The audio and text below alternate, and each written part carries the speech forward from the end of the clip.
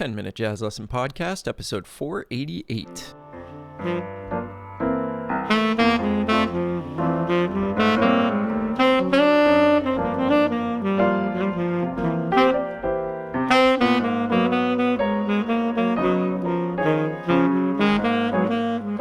Hey everyone, quick PSA before we get into this episode. Just wanted to let you know that there is a video version that goes along with every single one of these podcasts. So if you want to see any of the exercises on screen, or if you hear me mention anything in the episode where I'm referencing a visual cue, that's going to be on the video, and that could be a great follow-up to this audio version. You can find that by just heading over to my YouTube channel. You can go on YouTube, type in Nick Maynella, and it will always be the latest video when these episodes come out. Hey everybody, welcome back to part 3 in our series on advanced bebop scale exercises. Today, we are going to take a look at more angles to think about these from that will challenge you. And we're going to move on to our third form of the bebop scale, which is going to be the tonic minor bebop scale. So when I'm talking about tonic minor, basically what I'm talking about is a minor 6 chord. If I were to arpeggiate that in the key of concert C,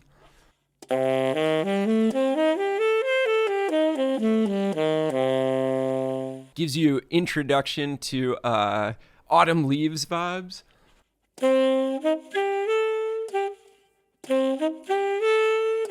That's the chord that we're talking about. And this bebop scale is based on a melodic minor scale. And again, as always, in order to get to these more advanced exercises, what you want to be able to do is play the basic scale from the root, the third, the fifth, and in this case, the sixth. And all it is a melodic minor scale with a passing tone between the 6 and the 5. Just like our major bebop scales, except now we just flat the third. So you want to make sure that you can relatively easily start it from the root,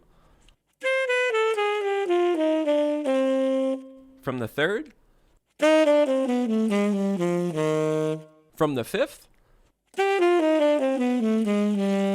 and from the sixth.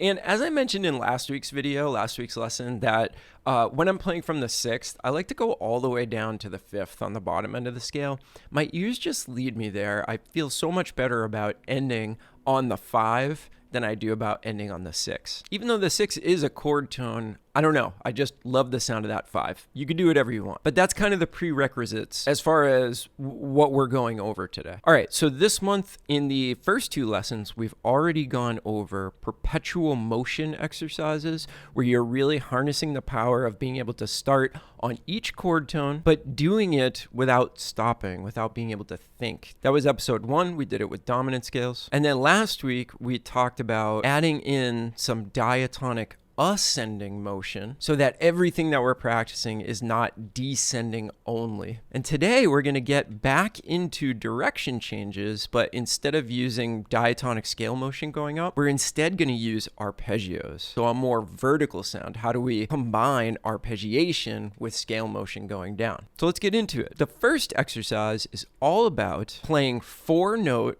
arpeggios into a chord tone and then descending the scale. So all I'm doing here is I'm deciding where to start so that I can get up to a chord tone on beat 3. And you'll see in red, I've got the chord tone on beat 3 of each iteration, and I'm going to figure that out to the 1. Then I'm going to go up to the 3. And then the 5. And then finally the 6. And you'll notice again that one's a little bit extended. So if we put all those together,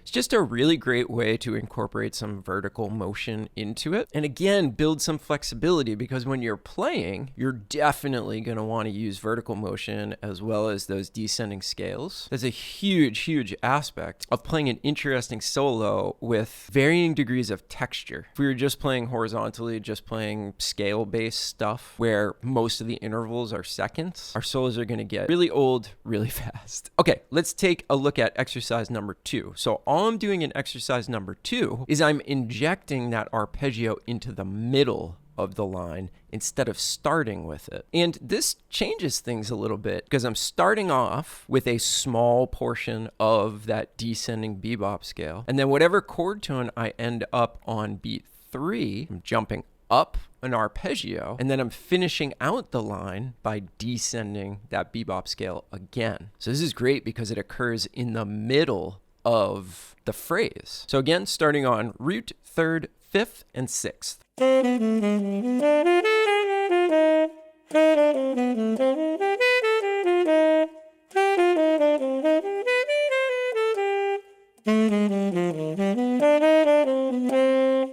Now in this one, you will notice that sometimes I'm not using chromaticism. Look at the fourth measure of this exercise. I'm not using the passing tone from 6 to 5. Why? Because again, the point of practicing this stuff is not that you have to use a certain amount of chromaticism to like fill some quota or something like that.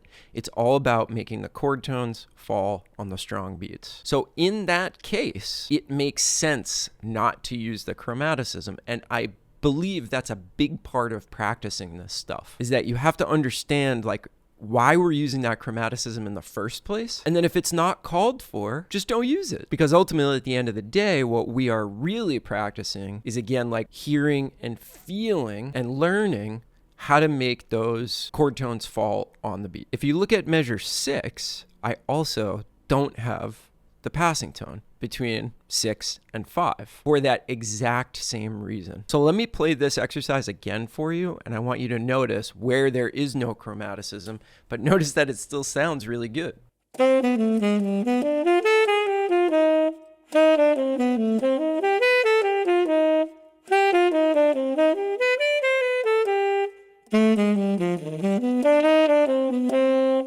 Okay, so there's exercise number 2. Let's go on to one more. And what this is going to do is it's basically going to take the first exercise we went over today and combine it with an exercise that we've been doing all month, which is to inject a 16th note triplet, one of my personal favorite devices in the bebop language and one that's used all the time. So here's exercise number 3.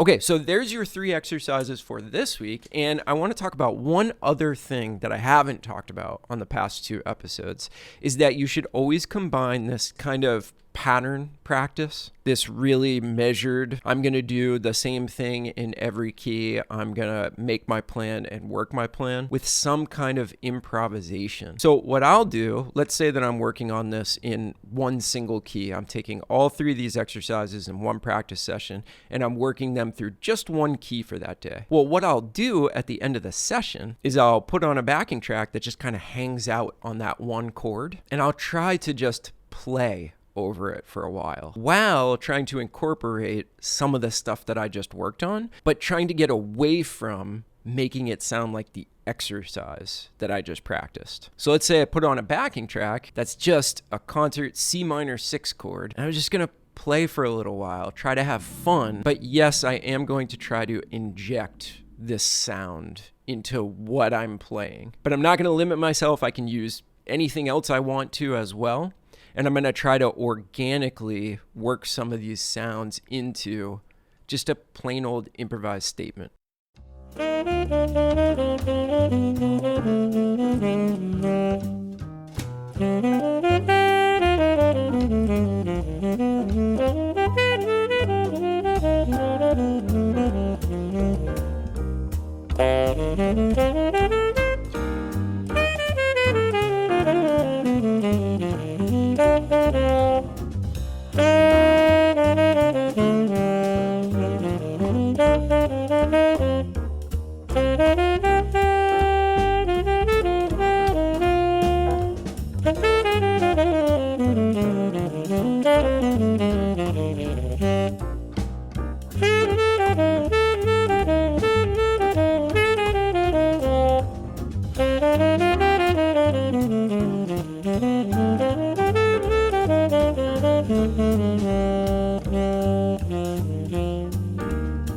I think that's really important because ultimately we do want the stuff we're working on that's really measured, that's more exercise based. Ultimately, we do want to practice improvising because that's the whole reason we're working on it, right? Kind of forget about it and say what we want to say, but have some new stuff in our bag of tricks, have some new stuff that we can play on command. Okay, so that's going to do it for part 3. Let me know if you have any questions. Remember, you can get all these exercises in concert, B flat, E flat, and bass clef, along with a practice track and demonstration tracks and all kinds of goodies that will help you to just start practicing this stuff right away by supporting the channel in the form of a small monthly donation.